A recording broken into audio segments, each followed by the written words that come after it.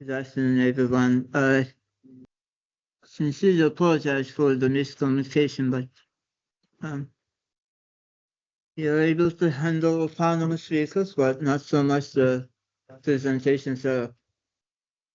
So my name is Dr. Enes Karaslan.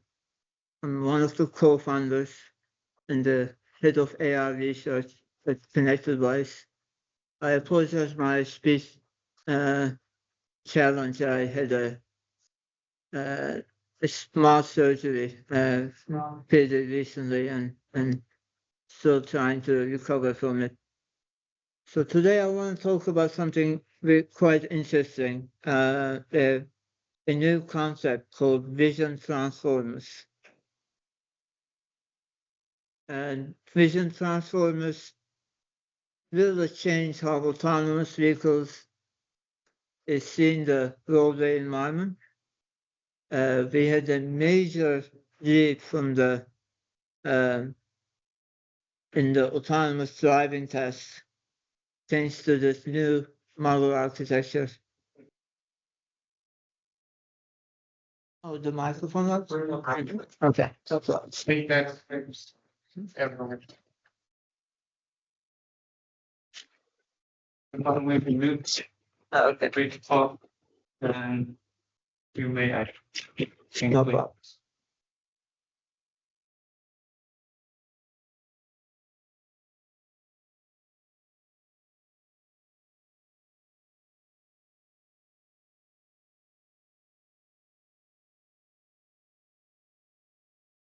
So this is the outline of the today's seminar talk.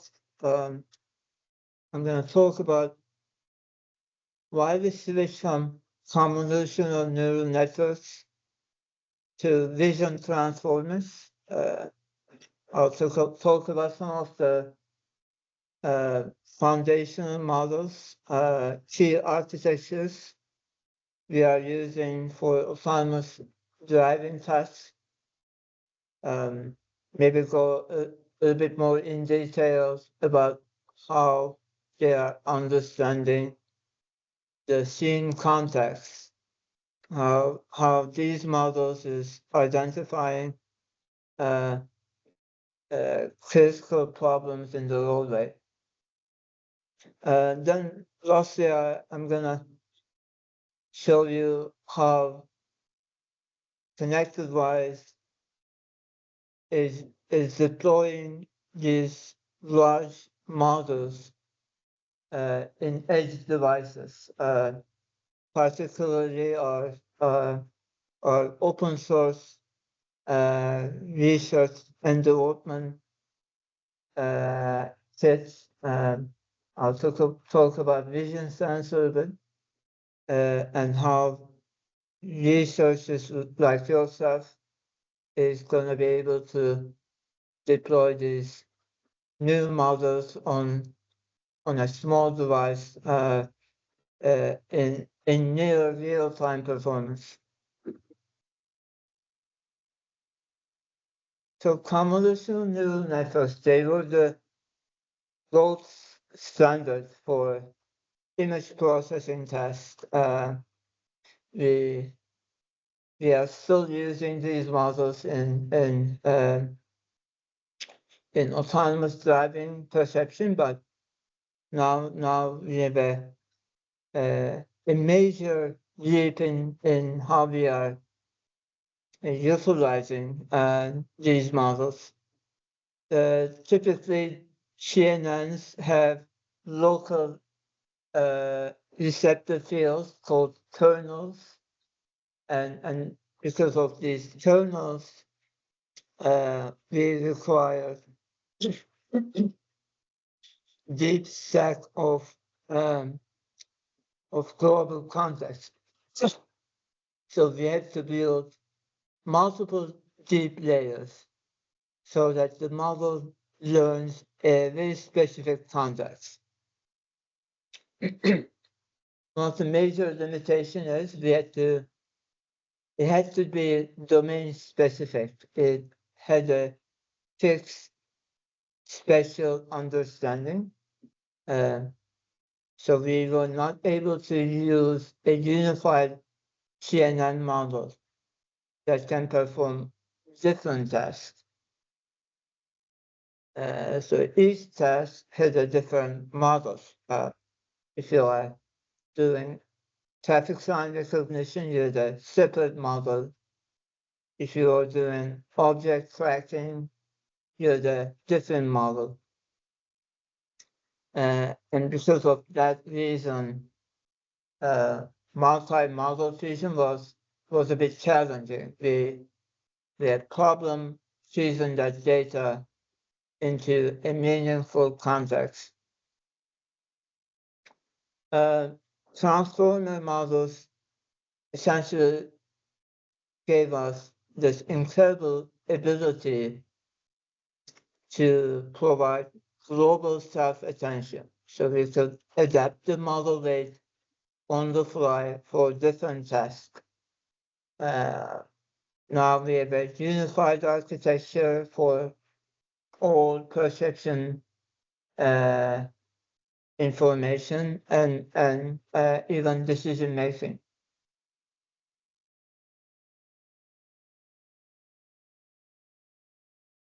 So this is a kind of a timeline of how we got here. It all started from Google's paper on transformer architectures. The paper name was "Attention is All You Need." The paper was published in 2017, and it changed everything. Essentially, we are thankful to this paper for all the lead we had in the recent AI era. All the large language model architectures were using this concept. Specifically for autonomous vehicles, this is how we evolved. It started with GETR in 2020, and then 1 year later, Swine architecture, and now very common implementation is BEV former and BEV fusion. These are bird's eye view models. It fuses the data on a bird's eye view concept. So it makes all the driving decision based on the fused bird's eye view data. Lately, we have something called UniAD as Unified Autonomous Driving. This is an end-to-end architecture. It actually got the best paper award from the CVPR. It's a computer vision and pattern recognition conference. Our own research is actually a different version of derived transformers. Is one of the latest works in this field. It's again an end-to-end architecture from perception to path planning, all tasks in one model. Nowadays, all commercial systems are using end-to-end architectures from Tesla's full self-driving to Waymo's autonomous driving stack, even NVIDIA's Vision is using end-to-end architecture.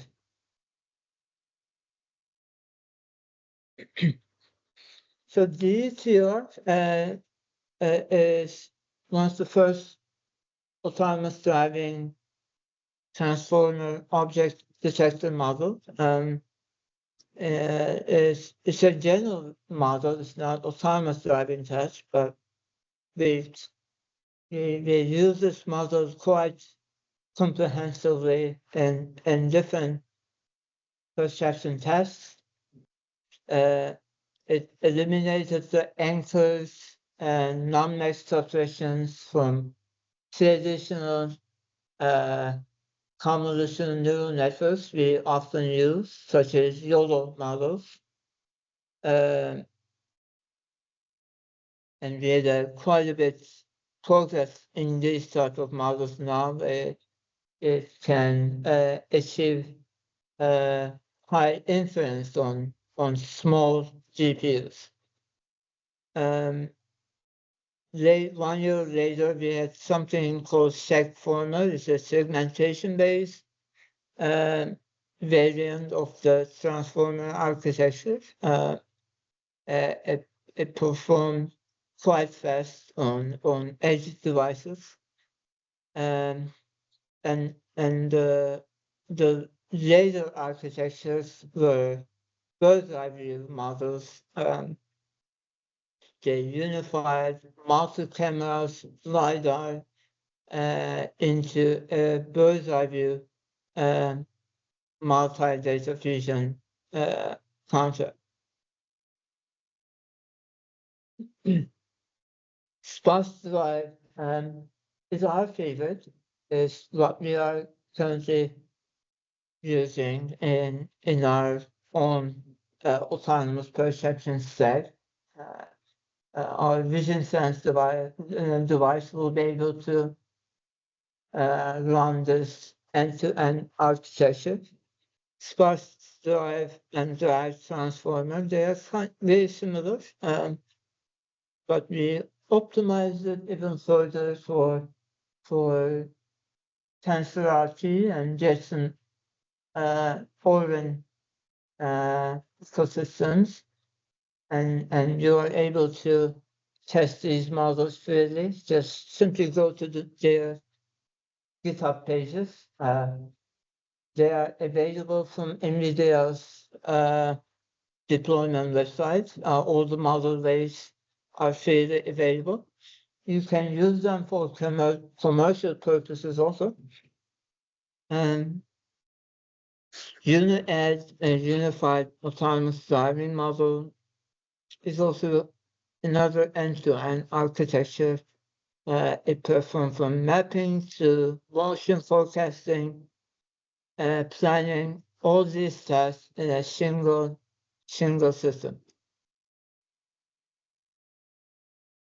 So these are quite large models, but we've gotten so much better at optimizing these models so that we can use them in inference on smaller devices. So we evaluated comprehensively how they perform. If we optimize it as much as we can,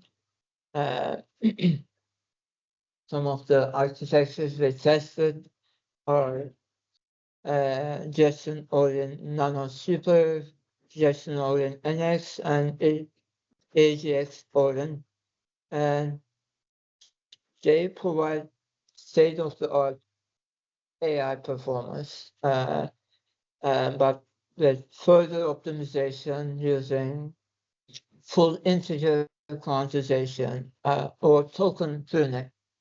You can deploy these models on a very small device now. So Vision Sense is our perception dev kit. You can order it from our website, but we provide a significant discount to the educational teams, researchers, almost at the cost price. What this platform is doing, you can download one of the end-to-end architectures and deploy these models. We even open source our platform.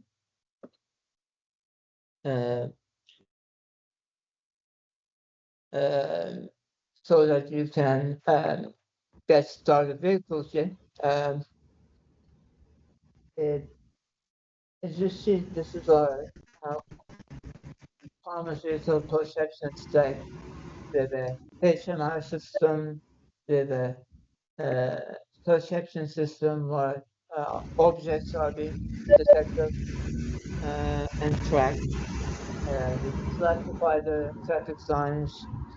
We do scene understanding based on pedestrians' motion. We classify the traffic light colors, and we feed that data to make meaningful interpretations. So how this usually works is it's a robotic operating system ROS to environment. So you can use the perception sensor separately from your main computer, and you can subscribe to individual topics. If you need the perception, if you need the traffic tracking data, you subscribe to tracking topics. Or if you need the traffic sound classification, you can subscribe to that specific topic. So this is our perception kit. It has different camera configurations. Our preferred camera configuration is one stereo camera in front, and a third camera can be configured for driver monitoring. Or we have a three forward camera version where you can collect more in-depth data from the roadway.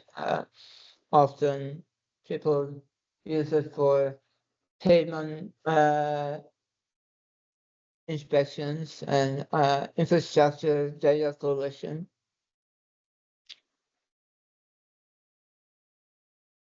So this was a brief overview of what we have done and how autonomous driving has evolved from convolutional neural networks to a new type of architecture called transformers.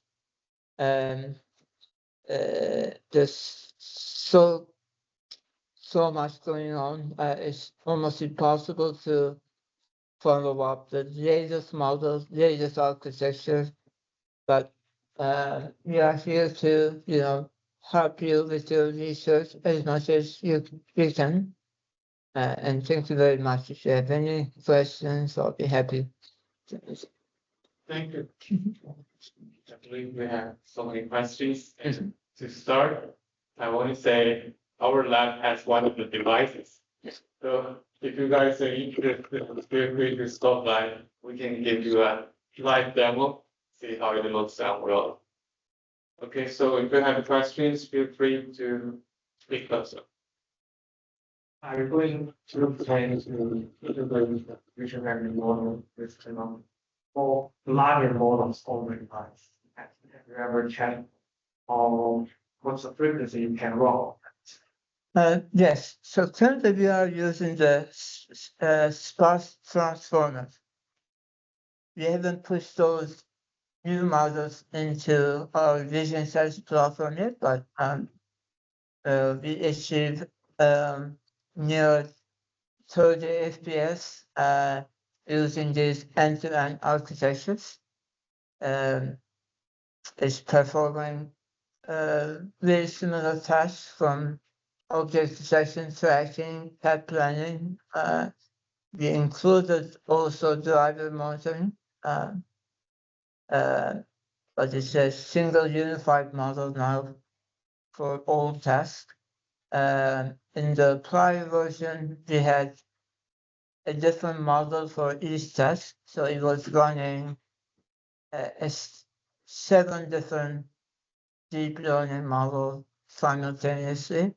But now we switched to a single large architecture that can perform all these tasks in a unified way. And because of transformer, a lot of solving architecture, a lot of parts and all of. So do you think in the future like the diffusion models will be the potential solution in the future. Or Yeah. is I think still if you think Yeah. it's more. So the main bottleneck we are having is the learning algorithm. From these models require quite a bit data.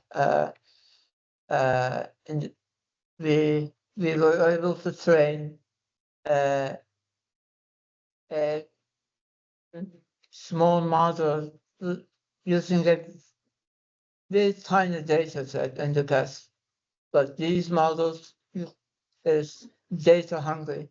I think one thing diffusion models can really help here is it reduces the amount of data we need to train these models.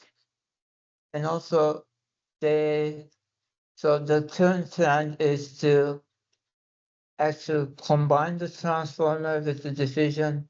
They have combined architectures now, and I haven't seen for autonomous driving tests yet in the research on it, but I think the current direction is to use the advantages of both diffusion architecture and the transformer architecture and have a combined model that is able to learn faster and also even run faster on the edge devices. Another main challenge is the amount of RAM these models require. I think one problem it can solve is the amount of RAM that requires, and it helps us to deploy on these edge devices.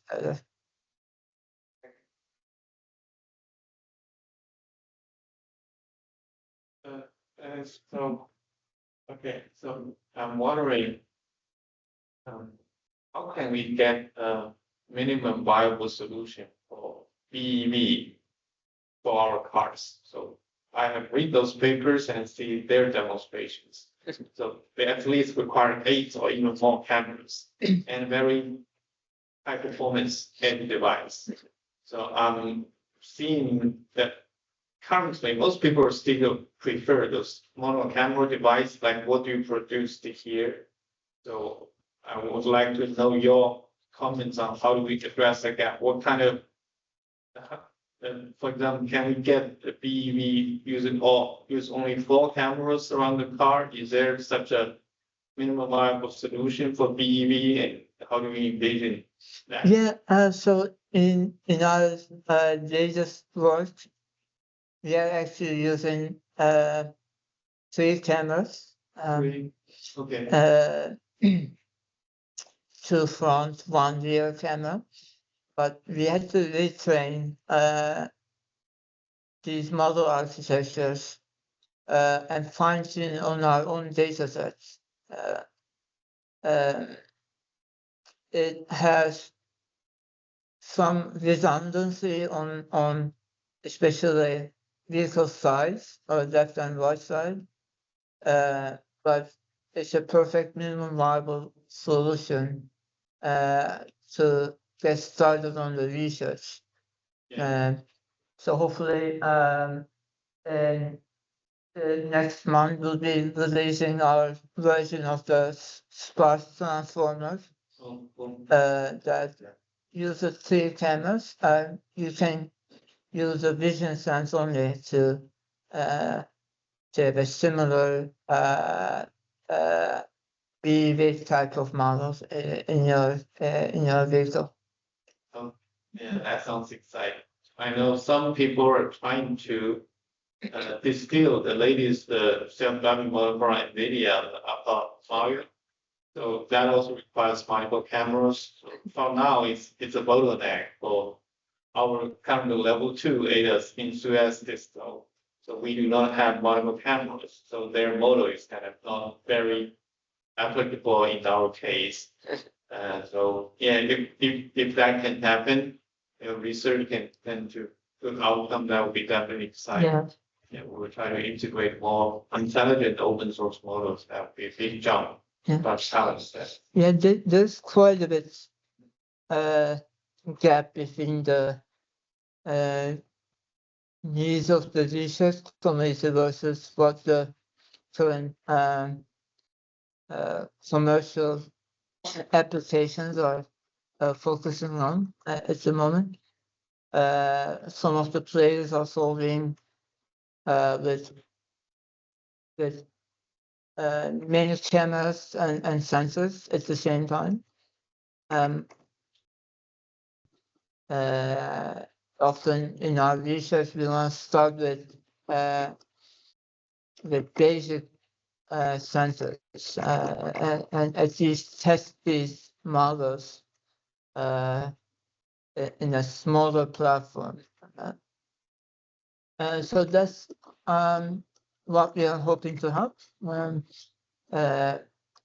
We did modify some of the state-of-the-art models to be able to use reduced number of sensors. So with JSON, Odin, and our 2-camera configuration, we'll be able to deploy the sparse transformer and evaluate it for yourself.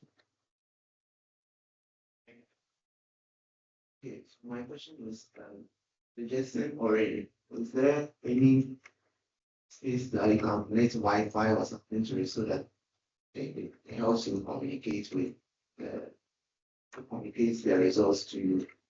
Mhm. So the scenario here is that you want to build Yeah. an edge AI that will detect traffic incidents using a drone. So when it detects the incidents in the highway, only to be able to process everything on the drone, then sends feedback. So something like the incident, the picture of the incident, and I want to use visual language model systems. One of the questions, like, is it possible? Is it going to be okay to have them near them? It's the Jackson, and then also with the communication. We all communicate. No, I think that sounds like a perfect use case of edge computing.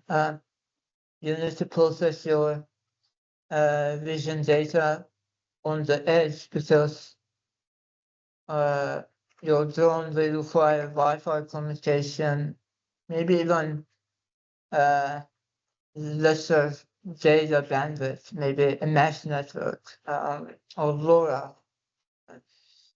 In those type of scenarios, you're not going to be able to feed your vision data to an outside computer, so you want to be able to process it on your device. So on those cases, I think that's similar to what we are doing. We separated our HMI, our human machine interface, on a different computer, different setup than our perception device. But we are using a Bluetooth communication just sending very minimal data, and maybe the location coordinate of detected tracked vehicles, and HMI visualizes that data. But all the processing is being done on the Jetson hardware. But your needs, again, Jetson NX with the 16 gigabyte version, I think it will be quite capable of handling that perception work. Mark, one comment on this. I think it's highly possible, and our lab has purchased a device I think that can satisfy your need. So we have the toolkit that's built upon Jetson Nano, And it also comes with another board. On that board, you can integrate SIM cards, GPS, whatever you want. It's developable toolkit, but it also integrates just a nano. Yeah, I think what you describe is a perfect use case, and absolutely it's feasible. And we also do similar things like RA. So for example, recently we integrated SIM card so that we can use OpenAI or cloud. But when we fly, but it's super slow. As Andy described, it's going to be super slow. I will give you examples of if I see a gate, it's closed. So then my dash camera also see the gate. Then after 5 seconds, it prompts me back. So oh, gate closed. So that's the delay you probably will experience. I'm talking about LTE network. Maybe 5G is going to be better, but if you don't mind the 5-second delay, that's okay. In your case, if you just want to record an incident, like to send this incident information to the traffic management center, that's okay. Yeah. But if you want to send images or video, that's kind of not possible yet. And it cannot be time critical. But your scenario, I think that's fine. You detect an incident, you can have 5 seconds delay, Yeah. even 30 seconds delay. It doesn't matter. It's definitely feasible. Okay. Thank you. Any other questions? Okay. If no more questions, let's thank you, Alice, for coming and Of course. Thank you. I got some. Oh, you have gifts for us. It's so sweet.